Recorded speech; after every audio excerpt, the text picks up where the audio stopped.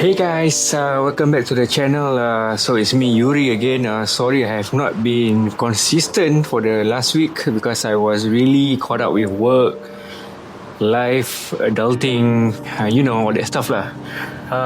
So yeah, I'm back here today with another video, and the thing I want to talk about today is actually about doing locum work. So locum nursing has been a topic of discussion in the channel, in the Instagram page for the longest time.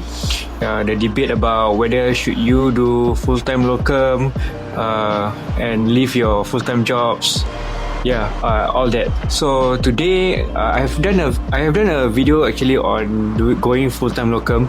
I think was it last year, but today I'm gonna revisit this topic. So the topic for today is, should you do full-time locum nursing in 2025? So one reason why I revisit and reopen this topic today is because of the recent hiring freeze and fewer hospital opportunities for nurses, right?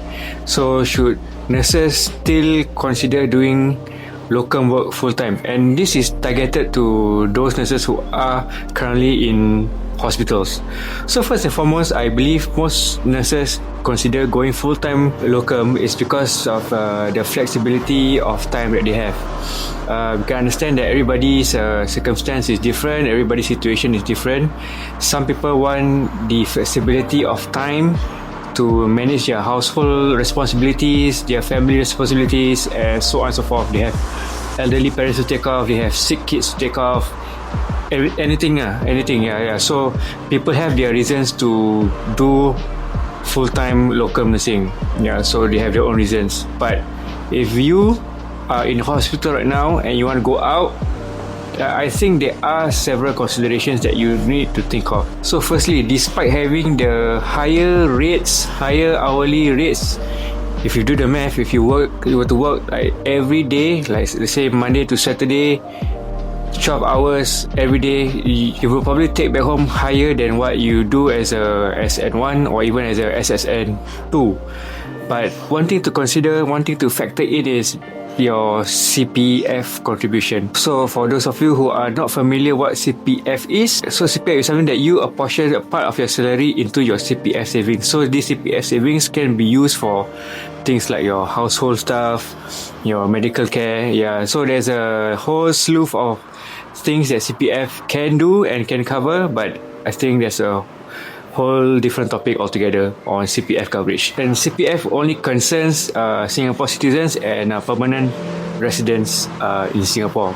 Okay, so one thing you have to consider when you do full-time locum work, you don't have any CPF contribution, so you need to contribute your own CPF contribution, and you won't be entitled to 17% employer CPF contribution. 17% of whatever you're earning right now is actually a lot, so that's one thing to consider. But if you think that you can do without the CPF, you can set aside your own savings for rainy days, I guess that's fine, right? And the second thing that you need to factor in about doing full-time locum is career growth.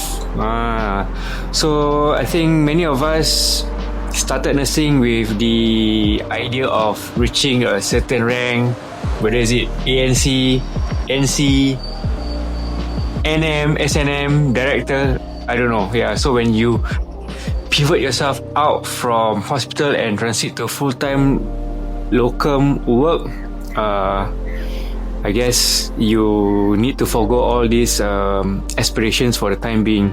Yes, you may put it on hold and come back to it later on in your career when you have settled down all your stuff. But then that brings me to the next point. With the job market being rather slow, rather tricky at the moment, with the unspoken hiring freeze, it might be a bit hard for you to go back to restructure, go back into the system. So that's an area you need to consider. Unless you have strong networks, you know people, you know people who can connect you to the right people to secure yourself a job, then I guess that's your fail-safe, that's your backup to returning back to the hospital. And sorry for missing this out when I talk about the CPF contribution via yourself and the employer. The other thing you have to factor in are also your benefits. So hospital, you have all your benefits, including your leaves, your maternity leave, all your paid leaves. So in a way that you are not working, but you are still paid. You are still being paid a monthly salary despite going on leave. Whereas when you are doing locum work, off day means no pay. That's one thing you need to look into lah. Yeah, because ultimately if you want to have the luxury of time, the flexibility of time, and if you forgo some shifts to recuperate or what, this will also affect your monthly sustenance lah. With that being said, about doing locum work, it seems that the job market for locum nurses is fluctuating. You will have days where there are like a lot of locum jobs.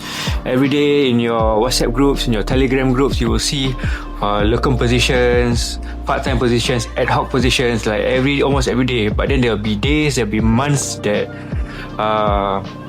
there'll be very limited jobs for locum nurses. And actually there are a lot of like full-time locum nurses out there, so these jobs are always fastest finger first lah. Whoever first gets the job.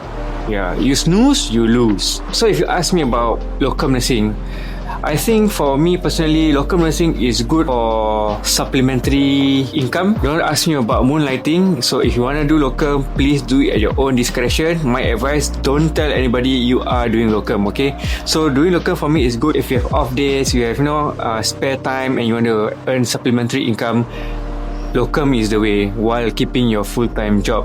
And if you are planning to transition to another area of work, let's say you already plan to do community nursing, or you already plan to do like ED nursing, and you want to have like a rough feel and you don't mind resigning first, and you have found a locum position that will plant you in this area, then I guess that's fine.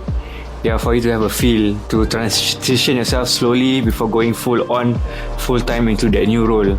Yeah, something like that, transitional role. I guess at the end of the day, before you even consider about going full-time locum nursing, to trade for more time, you should probably ask yourself, do you at the end of the day want stability, or do you want more flexibility and the freedom of time? It's not impossible to have both, but it's very hard lah. Okay, so that's something for you to think about. It might be worth exploring locum, but personally, if you ask Tun, you need to keep long-term stability in mind. Okay, so what do you think? Would you even consider going full-time locum in 2025 amid this hiring freeze? Let me know in the comment. So if you haven't followed the page, please subscribe. It will keep me motivated to do more videos for you guys, and I'll see you in the next video. Okay, bye.